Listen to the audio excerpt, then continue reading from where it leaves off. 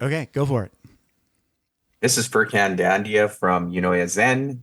You're listening to Vroom Vroom Beer with Jeff Smith, and a reminder that you are responsible for your life. I love that.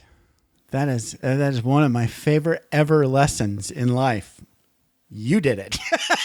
once I realized that I'm doing it. Yes, that was a big wake up call for me too. So good Yes. on you. Okay, so I'm gonna hit stop. I'll be right back. Yeah.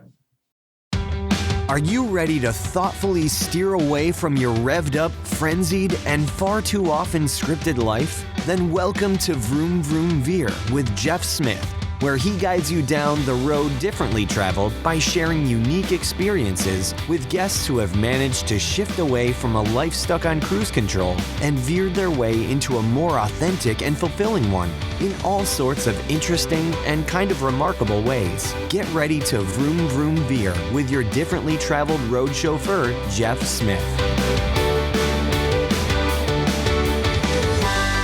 Angela Tipton, thank you so much for being on Vroom Vroom Veer and welcome to the show. How's it going? Great. It's good to see you, Jeff. Thanks for having me here. Yeah.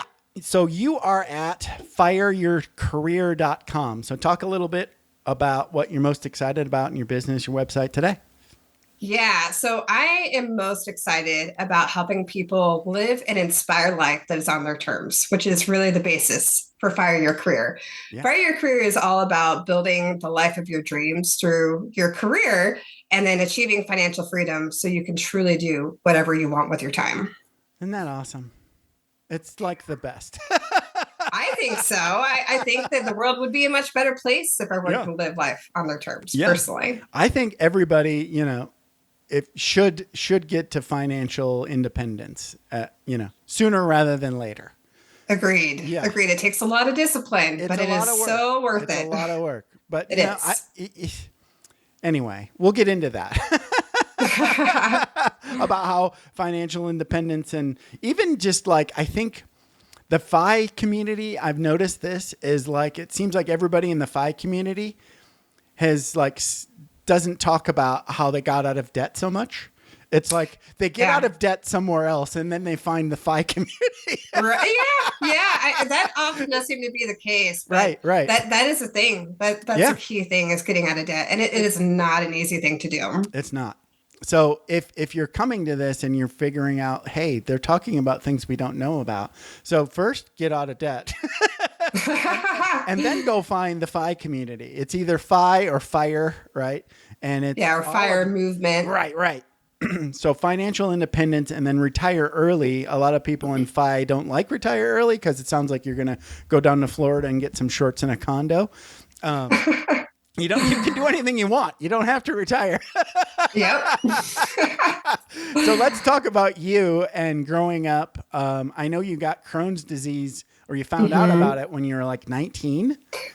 That's right. Yeah, but I first started having symptoms when I was 15 years old. So it Okay. took about 4 years for me to get a diagnosis. And so this is my first kind of year moment Totally. in my life where it was a struggle being a teen, having mysterious symptoms. I didn't know what was going on. The doctors Yeah. couldn't figure out what was going on. And Yeah. they thought, oh, this is weird, but we can't figure it out. Yeah. So honestly, as hard as it was to get a diagnosis, it was also a relief because I Totally. finally had an answer. I Totally. finally knew what was going on. It was not in my head, You as some could of the do doctors something about suggested. it. Yeah, you could do something. Exactly. Right. Yeah, exactly. Yeah. So is it weird that like somebody 15 would get like Crohn's disease? Is that what was weird about it? Or No, it's not unusual, but it's very hard to diagnose. okay. So it's one of those things, and It in could my be so many case, different things. it could be so that's one thing. It could be so many different things, but I also went through periods of flares and remission.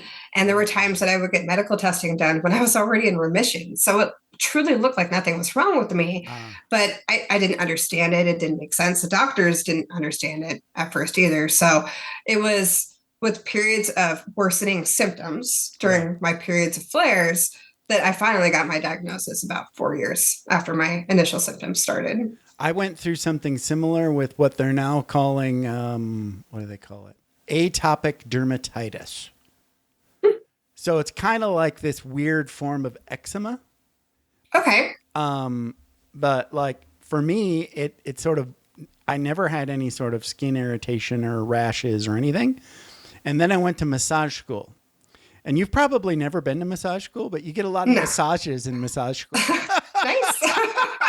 It's like once you get into the massage, you're working on somebody every day, and you're also getting a massage basically every day that you go to. That's it's not nice. bad, right? Yeah. It's a lot more lotion and oil.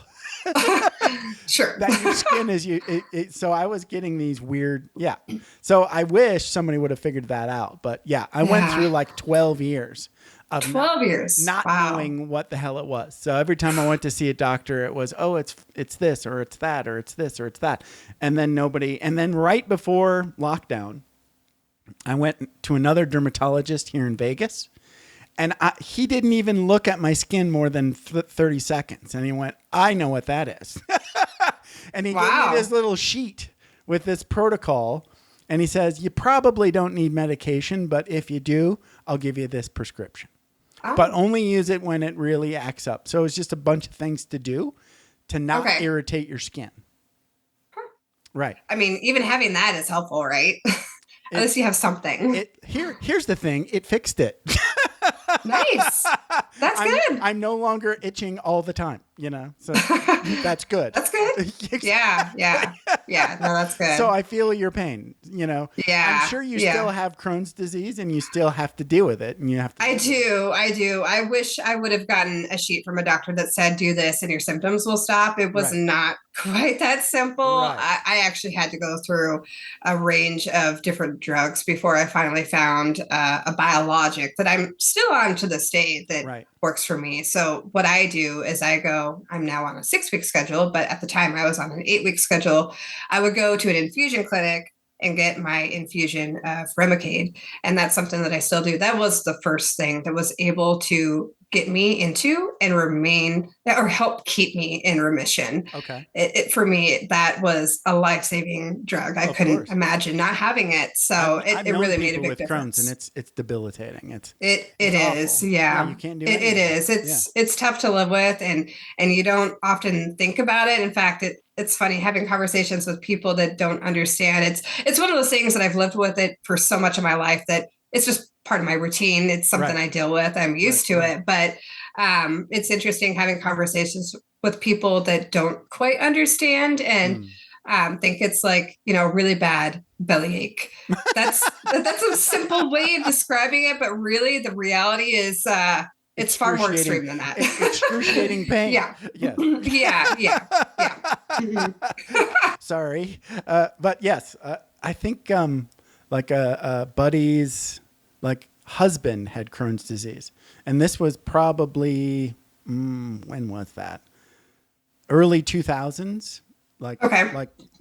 Somewhere between 2000 and 2003. So I have no idea what the treatment was like. I just knew the guy was miserable and he could barely leave the house. It was just awful. Yeah. It was one of those things that back in the 80s people would die from because there just were not adequate treatment. So I consider myself very grateful to live in the day and age that I do, where treatments are available, because I'm definitely one of those that has a more severe case. I do not think I would be alive today if it weren't for modern medicine. So I'm very grateful. Yeah. Well, good. I'm glad you got that thing under control. Good. I'm glad I'm not itching anymore in weird places. Modern medicine is fantastic, isn't it? It is. Thank God. Sometimes it takes too long, but what are you going to do? Sometimes. So, okay. So you get over Crohn's, you don't get over Crohn's. You deal with Crohn's. You deal with it. That's true. Right. And then you go out and you go to college, I'm assuming. Yep. Okay. Yeah, I went to college. I decided to start going. So I eventually transferred schools, but I started going to college at Rochester Institute of Technology. And this is in Rochester, New York. I was living there as a teen and started my college days there before I eventually decided to change schools. Again, this is another one of those fear moments. It was a time when I had just been diagnosed with Crohn's, and I decided that I'd been dealing with it long enough. I was tired of the New York winters and I wanted to transfer to a different school. So I transferred to a school in Oregon called Pacific University, and that's where I eventually finished my bachelor's degree in biology. Oh, wow. Okay. Hmm. Biology. I didn't see that coming. Yeah, yeah. So Wow, biology. I'd always wanted to be a scientist. My struggle was with trying to decide which field I wanted to Okay. specialize in. So I really bounced around a few different ideas. I considered the idea of being a biotechnologist. I was in imaging science for a while. I considered adding a double major in physics. So really, I had a hard time narrowing it down. And to be totally honest, the only reason why I stuck with biology is because I'd acquired so many credits in biology, and I liked biology. But Hey, that works. when I started realizing how much student debt I was acquiring, I realized I need to just finish it up and graduate. And to have a dual major in biology and physics, which I had for a while, I would need an extra year of school. And I realized that I didn't want to acquire that much debt. So I stuck with just the biology degree and dropped the dual physics degree. Got it. And yeah, graduated and got my bachelor's degree in biology. So that was undergrad. I went to grad school later Right. on after that, though. So did that get you a job like right out of college? No, it didn't. So, Bummer. yeah.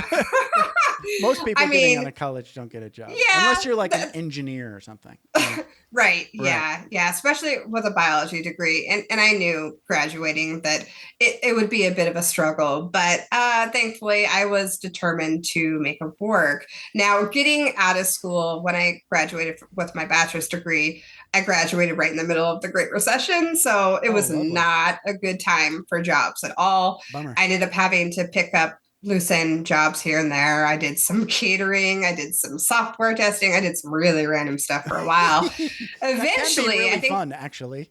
it can be. Yeah, Yeah, yeah. it can be. I mean, I did learn some valuable things, gain some really valuable skills. So don't get me wrong, it You was learn definitely worth humility, if it. nothing else. That too. I mean, yeah, it's definitely not something I would choose to repeat had I been given the choice. But Right. I do think it was a good experience, and I did learn a lot. So Mm.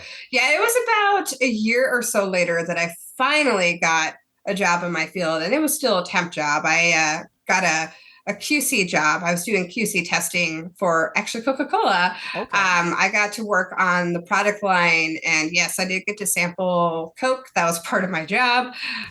So I did, but I Nice. did a lot of microbiological testing at the time. That was Okay. more important for the role that I was doing. I did that for a little bit. That was really my first industry science job. But That was the thing that that's got my huge foot in the because door. you got that little like Coke on your resume. Yeah, yeah. Even if it goes nowhere. Like Right. I remember when I moved to Vegas, I was like in this mode of I had been screwing around for too long and my wife was getting tired of it.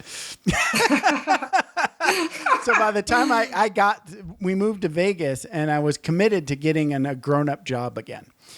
And I was like, in order to get a grown-up job, I have to go out and get this Security Plus to get a government job certification, right?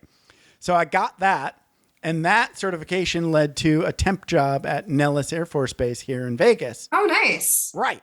Turns out that temp job, even though it paid very nothing amount of money, right? And it was temp, so it went from like November to March or something like that, right? Mm-hmm. I had Nellis on my resume, and then it led to my next grown-up job. Right. Right. Right. Department of Energy hired me because they saw Nellis on my resume. So that's There kind of you like go. how career building works. Yep, it is. Sometimes it really is just getting that first foot in the door. Right. That to me was the most challenging. It's hard is to do very that, but hard, once yeah. you can put that on your resume, you have that credibility, and you can say, "Hey, I have experience doing this," and you're a Right. lot more hireable after that. Right. So how long did you end up working in Fortune 500 companies, as they say? Yeah, so that's a little bit further along in my journey. So at some point in time when I was working for Coke, I decided to move back with family to New York. Okay. And so I kind of bounced around a little bit because I moved to New York, worked a few other science oriented jobs. There were contract temp roles, but then decided to move back to Oregon. So when I moved back to Oregon, I first got a job working for a small lab up in Portland. Okay. And I did that for about a year. And that was my first full-time regular role in the industry. So that was really the thing that solidified my early career trajectory. You were in that. a lab. Yes. right. So I was, Right. I was That's where finally, a scientist is supposed to be. Right. Exactly. Yeah, exactly. Gotcha. So, and that was a good experience. In fact, my supervisor back in the day is still one of my good friends to this day. And I actually give him a lot of credit with the career path change I eventually made, because at the time I was considering grad school options, didn't really know what I wanted to do. I was pretty sure at the time that I was going to stay focused in sciences, that I was going to get either a master's in science or a PhD or something of that nature. But at some point in time, I don't even remember why, but I started tossing in an MBA into the mix. And at the time it was more of this is kind of a cool idea. I don't really think it's something I'm going to do. Right. But I talked to my supervisor about it on a few occasions, and he really encouraged me to get the MBA. I was still very skeptical. So I didn't, and it wasn't until a few years later that I pursued grad school, but I was in that job for about a year. And then that was when I got a job. It was shortly after that I got a job working for Dow AgroSciences. And that was my first Fortune 500 company. And I worked in research and development. I was a research and development technician. We worked on corn GMO crops, which is a very controversial topic. Yeah, it is. But yes, that is what I did. I did that for a couple more years before I found another job working for Bayer Crop Science. And that was a step up. That was a lab manager job. So no longer was I a lab technician. I got to be a manager of other lab technicians. And I was there for almost 5 years. So I was there for quite a while. That sounds like a stressful job. At times it was, but it was also a really amazing experience. Bayer is one of those global companies. And so I had colleagues that I worked with very closely in the Netherlands and India. Oh, wow. So I had the opportunity to travel to both those places on at least one occasion. I was only in India once, but the Netherlands I went to, I think, 4 times in the time that I was there. And I got to travel to other countries too. Yeah. So it really was an amazing experience. You're and saying it's Netherlands, something. right? So you went to Amsterdam? Yep. Yeah. Mm-hmm. Yeah. I flew into Amsterdam. And the site that I worked at was the southern Netherlands. So I flew into Amsterdam and then had to take a train ride or drive of, I think it was about a 2-hour drive or so to get to the site, somewhere around that. Yeah. No. Netherlands is great. I love it. It is. Yeah, it is. It's a beautiful city. Yeah. Very interesting. Yes. Well, you want to go back? Go back. Yes. Yeah. It is now that I'm city. not active duty, I wanted to go to the drug shops. As long as you don't need a driver there because nobody drives, right? Right. You can take the trains and, public transportation there is amazing. You don't have to have a car at all. And the police don't have anything to do. So they just put boots on cars. It's like, oh, you want to have a car in Amsterdam? I'm putting a boot on it. Yeah. Absolutely. All the cars that I saw in Amsterdam when I was there, they had a boot on it. I was like, do they boot all the cars? I did see my fair share of those too. Yeah. More so than you would see. I think it's just like an anti-car kind of culture. It's like they don't like them. They do bike a lot of places. If they don't take public transportation, that is one of the. They take the ferries and the right. Yeah. What do they call those? The canal ferries, I guess. The boats on the canal. I'm not sure, but yeah. Yeah. Great city. Anyway, I digress. Yeah. So it sounds like you had a good time in this job. Oh, absolutely. Yeah, absolutely. So what was next after that? Yeah, so it was during that time, actually, oddly enough, that I was working. So when I was working for Dow, I finally started my MBA program. So the one that I was certain I wasn't going to go into. Okay. I did. I went and decided to pursue my MBA. So during that time, Dow decided that they wanted to close down our department. So the timing was at the time didn't seem so good, but it was actually great in hindsight looking at it. Another kind of fear moment in my life. But things sometimes work out, right? yeah, and it did. It did. Yeah. I didn't expect it to, because at the time I was thinking that I would stay with Dow until at least I graduated and finished my MBA.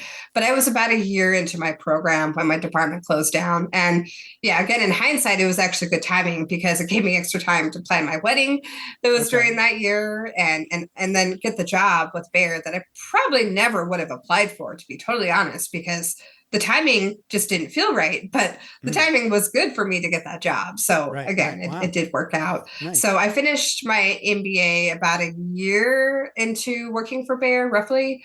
And then it was after that I started entertaining ideas for, okay, what am I going to do in my career next? It was by then that I finally discovered that as much as I love science and what it does for the world, my personality is not a good fit for working in a lab. Okay. It took me a while to figure that out, but I'm not a heads down type of person that can do the same task day in and day out.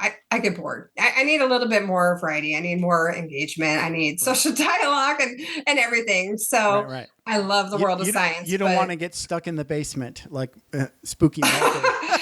Yeah. Nothing wrong with that. We need those people. No, not at all. Right. And I have nothing but the greatest respect for scientists and people that do that. I truly believe that they are changing the world and making it a better place. And that work is absolutely necessary. Critical. But by this time, saved my life, right? So exactly.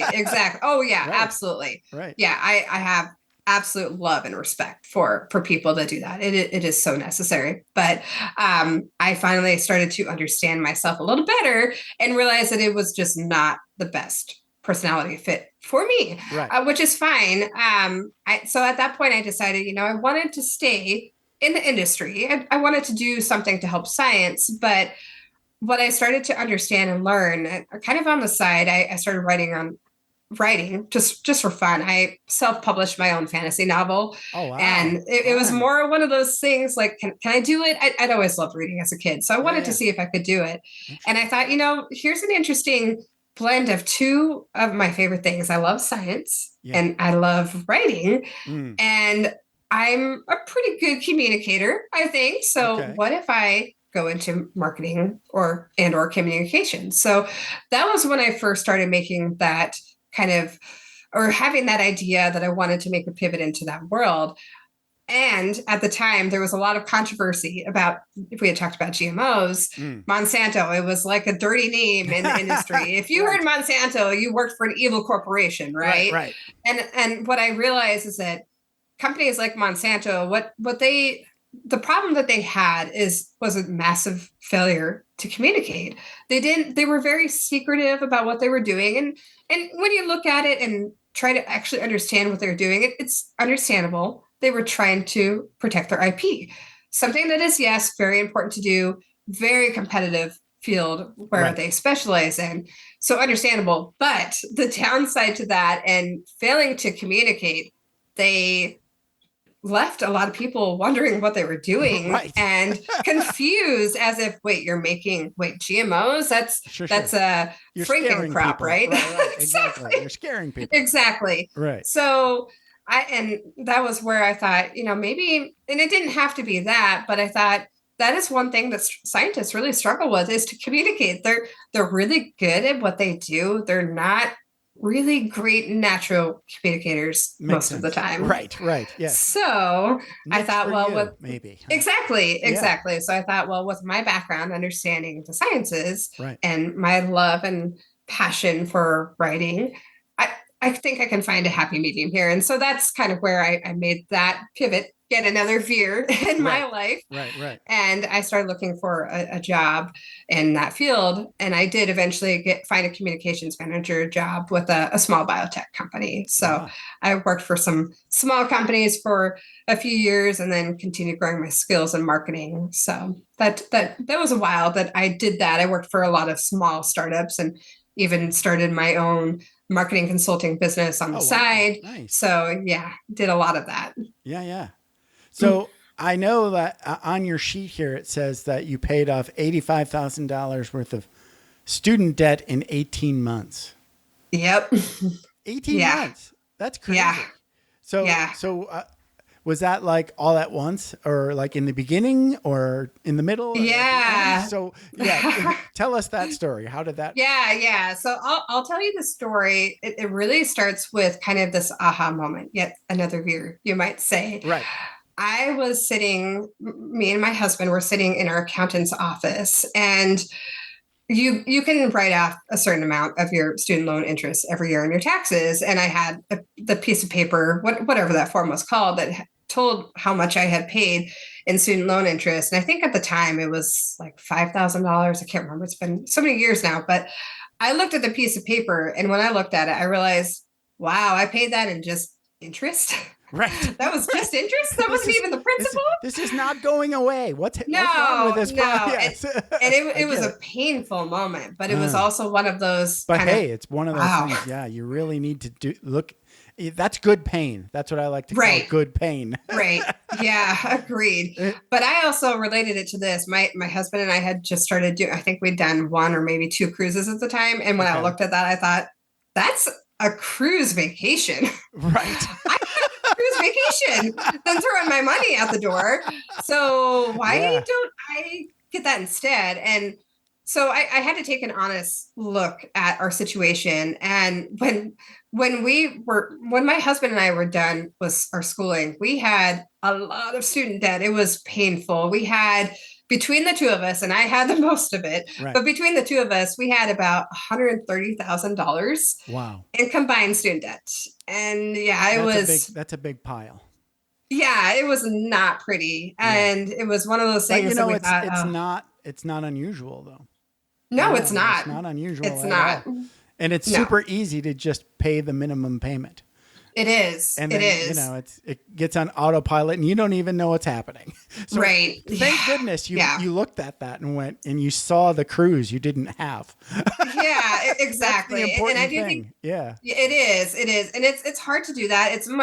Honestly, it's much easier to just ignore it and pretend it's not a problem, but you're only hurting yourself when you do that.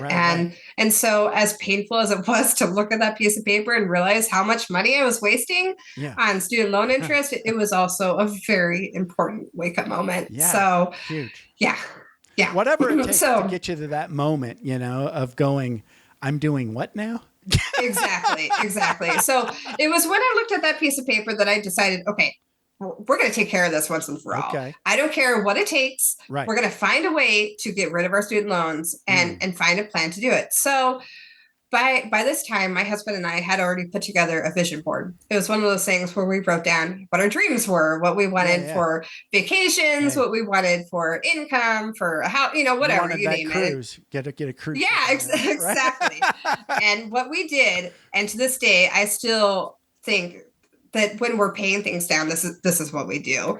We put down a chart and we listed our starting balance, which was, I think by the time we started tracking it, we'd been able to trick our student loan balance down to, I think, 101, somewhere around that. Sure. So the chart started with 101. Okay. And then every month that we made a payment, we jotted what that total balance was. And it was so motivating looking at that and thinking, it's going down. It's finally going down. Yeah. And over time, my husband and I grew our careers. And with that, we were able to increase our incomes. And we also took on some secondary jobs as well. And anything extra that we possibly could, we threw at our student loans. And we saved a little bit in our savings account. We wanted to have an emergency fund. But but we decided, when we get close enough, we'll throw the rest of that money at our student loans so it can be done once and for all. Yeah. So that is part of the reason why we were able to pay it off so quickly, is because while we were paying a lot into our student loan balance, we knew that would save us in the long run. We wouldn't have to pay on the long-term interest. We also wanted to have that emergency fund in case we needed it, at least until we got close. Yeah. We also consolidated our student loans, which helped save us a lot on the interest. So my student loan balance, my interest rates varied anything from, I think the lowest one I had was like 6.5% all the way up to 10%, which was painful. We consolidated those student loans. Get a better interest rate. Exactly. Yeah. Okay. So on my student loans, we were able to get all of those interest rates down to 4%. So Ooh, it meant nice. that we were putting a lot less into our interest. So also made Good. that a much more balanced payment, as in more of it went to the principal instead Right, of the right, interest. right. So yeah. So over a period of, I think it was 2.5 to 3 years in total. But the last 18 months, yes, we paid off the last $85,000 just in 18 months. So Wow. we really just threw tons and tons of money. It meant that we weren't taking vacations, that we Right. weren't eating out. I mean, we cut back a lot to do So that. you went hard on But frugal, basically. exactly, we did. Yeah. Okay. And it was hard to do that, but the rewards were worth it. And I promised myself that if we were able to do that, I would get a cruise vacation every year because I was no longer paying for interest. Amen. So yeah. Good for you. Yes. Yeah. So I it like was not. the whole idea of, like, I've been looking at the website and podcast Choose Fi with Brad. Uh-huh. And, Yep. and his thing is the 1% better thing. Right. Yeah. So Yeah. it's like now, like it's almost like I don't even have to think about it anymore. I'm constantly looking for, can I save $30 a month? Right. Right. I just did Yeah. this, and I have to share because you'll like it. So I don't. Are you familiar with CenturyLink, the internet provider? Mm-hmm. Yep. So they were providing. I changed from Cox to CenturyLink like a couple years ago. Okay. And when I changed, I went from $90 a month with Cox, and I want to say it was like the speed was 250 meg for that Cox for $90. And CenturyLink was giving their, what was it, fiber for 65 a month, right? Okay. Of course, the fine print said that's only good for a year. I knew that. Still, 75 is still cheaper than 90. And, Right. oh, by the way, it was 4 times as fast. Nice. Right. So then, just a couple months ago, I noticed that CenturyLink got bought, and now they're rebranding and they're becoming a new company, but they've got a parent company. It's all weird, but who cares? The new company had a new offer in my neighborhood, and it was $50 a month. Oh, there you go. For 500. I didn't even want the 1,000 speed, right? I'm like, okay. Sure. Yeah. So I switched. Everything worked. That's awesome. Yeah. And the same month that I switched, it went from 75 to 80. So again, I went from 80 to 50. And yes, I know it's all dumb and I have way too much money. I still love doing that. Yeah, I think it's really important to find, and sometimes you'd be surprised the little things you can do to save a little bit. And in hindsight, it may not feel like a lot, but if you're Especially putting on that the monthly bills. Like, right, if you're talking one-offs, it's not a big deal, but a monthly bill, right, you have to multiply by 12. Yeah, Right. I mean that $30 can go towards your debt that you're not paying. Right. You're not going to have to pay as much interest. You can put that towards investments, and that's helping you achieve 5. That's one of your goals. Right. So, I mean, you can do so many things, and all the little bits count. And I think that you talked about 1% increments. I think that's so important that you start small. You don't have to do a big thing. And that's certainly how we started when we were paying off our student loans. I mean, believe me, that chart did not move very fast for a very long time. Yeah. It really was that. It's, the 1% more, 1% more. And eventually that compounds and it becomes actually a large amount. Yeah. And you don't realize it, but it really does just, a little bit more, a little bit better. Right. It doesn't need to be a lot especially when you're starting out. Sometimes it's just about getting that momentum, and that in itself is really valuable. Yeah. Yeah. So I think everybody listening, if you're struggling with debt, that's like step 1, figure that out. Just like Angela did. Like, where are you? Maybe you don't like cruises. Maybe you want to go to Amsterdam and go to one of those drug bars or whatever, whatever you want, you could be getting it if you just, got out of debt. And it's definitely not easy, but it's worth doing. Yeah. Agreed. Okay. So let's talk a little bit about so what are you talking about on your website necessarily? Because I think I get it. It's like using your career to get to fire. Is that about? Yeah, exactly. Okay. So let's Exactly. talk So about the nuts and bolts of what you talk about. yeah, absolutely. So the idea of my website, fireyourcareer.com, is Right. really about using more traditional means Sure. to fire your life. And that Right. can look like a bunch of different things for different people, but really you don't have to do anything extreme. And this is the thing that I found in a lot of the readings that I've come across, is that people will either start a business or they'll become Instagram famous or whatever, do these wild House things that hacking. are, Yes. yeah, exactly, Yeah. that are hard to do for most people. I mean, those Right. things are Yeah. great I if didn't you're do able to any of be that. I successful didn't that do way. any of that. Yeah. And I haven't either. And Right. it's just not very realistic for people. So the purpose of my website is to really make fire more accessible Right. for people and explain that, you know, usually following a traditional route by building up your career, you can absolutely gain financial Totally. freedom. And yeah, it's just a matter of being really mindful about what career steps you're taking, how you're building your career, what skills you're obtaining, things that I've done in my own life in order to help you save more, to invest more, to pay off debt, and all of those things so you can gain financial freedom. And ultimately, of course, the goal is to live life on your terms. Right. You don't have to retire early unless it's something that you're passionate about, that you want to spend more time on the beach, or you want to spend more time on the family. All the power to you. But Sure. I know I am one of those people where I don't think I could really fully retire early. I think I might be able to stop working in my career, but I think that if I'm not working my career, you know, I'm writing books or I'm doing something else, Yeah. I'm serving other businesses. I'm not that type of person that's just going to sit on the beach all day every day. That sounds awesome to do from time to time, you know, and I'm sure I'll Small take advantage of increments. that. Yes. but the point is that you really, by achieving financial freedom, you can choose whatever way to Right. live your life that you want. And I think that is the most important thing, is that you have that ability to choose. And it's actually achievable for really most of us, especially as Americans, that we are very fortunate to live where we live. We have so much opportunity. And if Right. you're deliberate, you're diligent, you're careful about when you acquire a debt, how you're paying off debt, Right. it is obtainable. Let's talk a little bit about like your journey to say like debt free and then FI. So did you find a particular website or a guy or a girl that got you like down into the fire community? Yeah, good question. To be honest, it's not any one thing that I came across, but the first, I guess the first book I came across that introduced this idea to me as a possibility is Rich Dad, Poor Dad. Okay. Pretty famous book. Yep. A lot of people have read it. Yep. Yeah.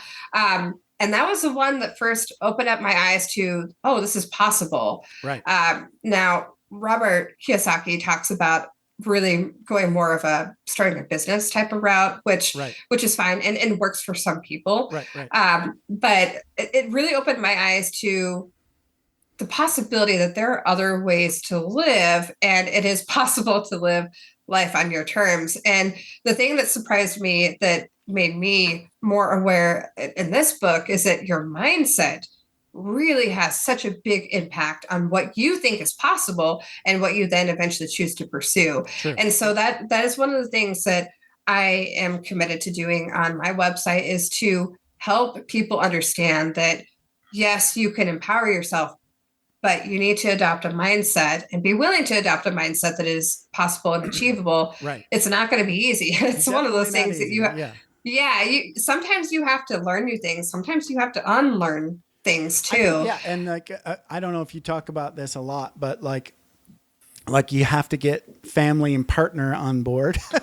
Yeah, agreed. That's a big deal. And it sounds like you and your husband were sort of like together on the let's knock down this debt goal. Yes. Which is nice, you know. It is. Yeah. It is hard. And I know that not everyone has that kind of relationship or that kind of ability. It is hard. And I'll admit that I had to convince my husband that this sort of thing, it's achievable. Not the paying debt thing down. Okay. That was easy to convince him of. He was already on board with that. So that was easy. But the whole financial freedom thing is something that he was Okay. just very, what? Okay. It didn't quite make sense. So Yeah. No, I I've get had it. to do my share of convincing here and there. I understand because I heard Pete, Mr. Money Mustache, on Tim Ferriss's podcast. And Pete's a great guy, but I think the takeaway that I got from that podcast was, well, he only spends $27,000 a year. How could I possibly do that? I couldn't live on that, you know? Sure. Yeah. I'm like, you're great, Pete. I wish I could do that. I can't, right? Yeah. And then I kind of like put it on a shelf and then I realized later, like many, many years later, that I was almost there. All I had to do was do the math. Right. I know. Yeah. Sometimes it's surprising that, sometimes you just don't realize how close you are. And sometimes you're a lot closer than you realize. Right. So did you spend a lot of time trying to convince your husband, or did you just start doing it on your own? What was your, or start writing the blog maybe? I don't know. A little bit of both, to be totally honest. I mean, I would, and I still to this day have conversations with my husband about, hey, I came across this interesting article, or this is a different way of looking at fire. Okay, gotcha. And so it was one of those things where I would talk to him about it, try to convince him about it. Certain things I was able to get him on board about, like the student loan payoff thing. That was easy. That was not a big deal. He was already on board with that. But other things, he's like, I'm not so sure about that. Over time, as he started to see these things working and how big of an impact it could have in our lives, he started realizing, oh, okay, well, that's interesting. And so he became more open-minded to the idea.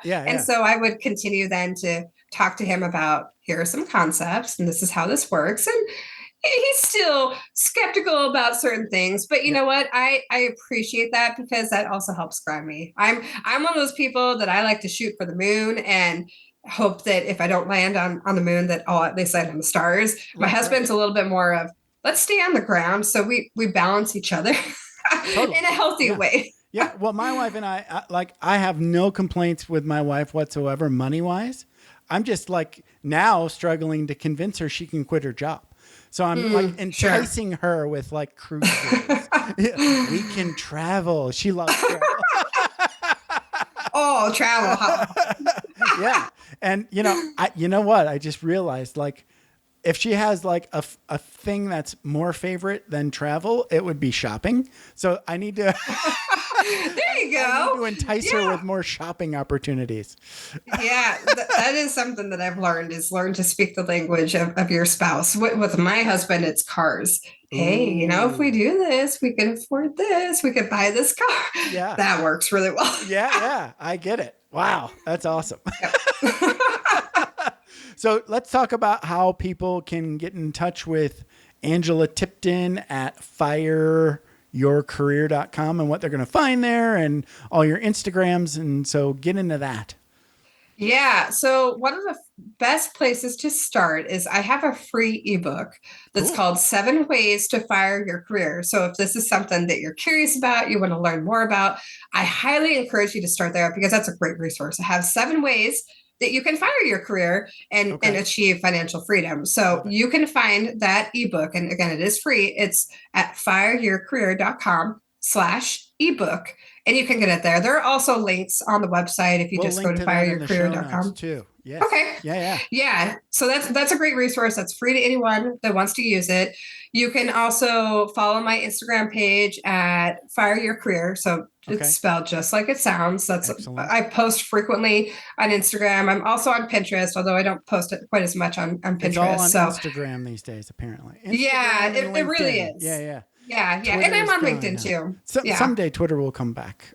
X. It's X. Yeah. X. Yeah.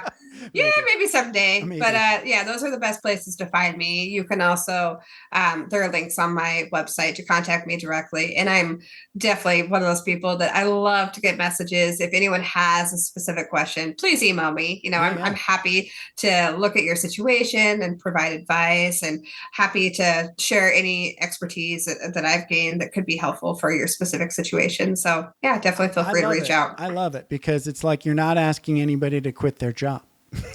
No. I mean, by all means, if maybe your change career, your job, but like, yeah. If you're that, the thing is that it's really all about being empowered. If you love your career, stay in your career until 65 plus beyond. If it makes you happy, it's really all about building a life that makes you happy and makes you feel fulfilled. Right. If you want to retire early, you want to change jobs, you want to try something else, it's really having that freedom to explore, to do different things, and to be happy. And that's what I get passionate about, is I love to inspire people to live the happiest life that they possibly can. So and you can even, like, I know a lot of, my last job, I was with the Department of Energy. So those guys have very specific skill sets in the Department of Energy, especially the people that review contracts, right? So it's like, why do somebody retires, they don't want to go hire somebody that doesn't know how to do that job. So when I was help desking, and I lost count of how many times I talked to people. This was during pandemic time. So it's like everybody had to learn how to work from home anyway. Right. So all those retirees were now like, I'm in Florida. I work 20 hours a week. Hey. And I'm in my RV right now. Why not? You can do anything. Yeah. Absolutely. I'm all for it. Now, Yeah. Truly, whatever makes you happy. I do truly believe that the world would be a better place if more people were doing the things that made them happy. Amen. Yes. Angela, this has been a blast. Thanks for hanging out with me for about an hour. Thanks, Jeff. This has been awesome. All right. Talk to you later. All right. Thanks. Thanks for taking the time to ride along with us on another episode of Vroom Vroom Veer. For podcast info and show notes, be sure to head over to vvveer.com. That's VVER.com. Man, that's fun to say. And we'll catch up with you next time here on Vroom Vroom Veer.